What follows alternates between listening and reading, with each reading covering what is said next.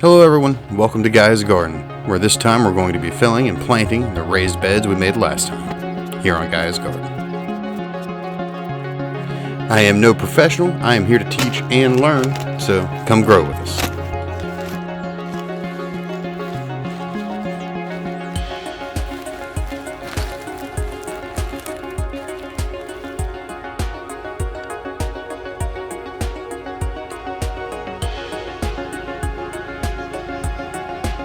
Hello everyone, and welcome back, or if you're a first-time viewer, welcome to Guy's Garden, where we're learning the basics of home gardening.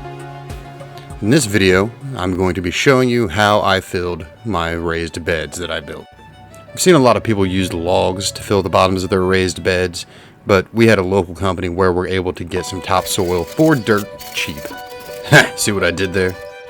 So here I filled the bottom of the beds with that topsoil and spread it out. After I'd filled it about halfway through with the topsoil, I then put in the garden soil.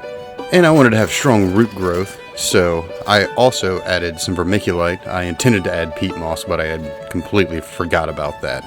So there are two beds without, and the next two I am going to put peat moss in, which will also provide for a nice experiment to see how things turn out. The ratio for the vermiculite and peat moss are both 1 to 3. So 1 part vermiculite or peat moss to 3 parts soil. If you're interested in how the separate beds turn out, be sure to subscribe and turn on notifications so you can stay tuned and check back in. For this bed I went with beefsteak tomato plants in the back row. As you can see, there's a little bit of yellowing on the leaves, which I believe is from overwatering before I planted, but they have a decent root structure on them. For tomato plants, you want to plant them one about every 12 to 18 inches, but I am going to be building trellises, so I have them a little bit closer than that.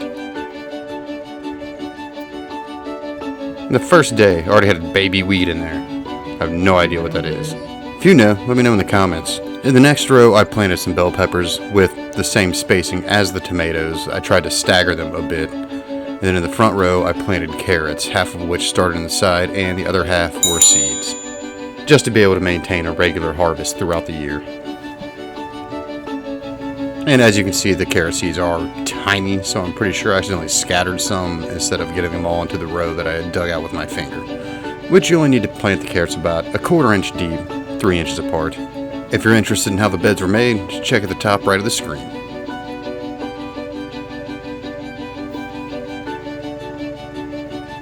Here we have some marigolds that we just picked up from a local greenhouse that we're going to plant on the corners of the raised beds in order to keep pests away like aphids and nematodes.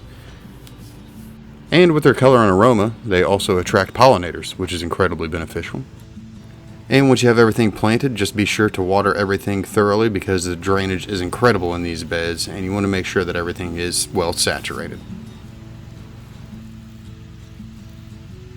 I planted everything here together as I did because they're all companion plants, and there's more information on that to come in the future.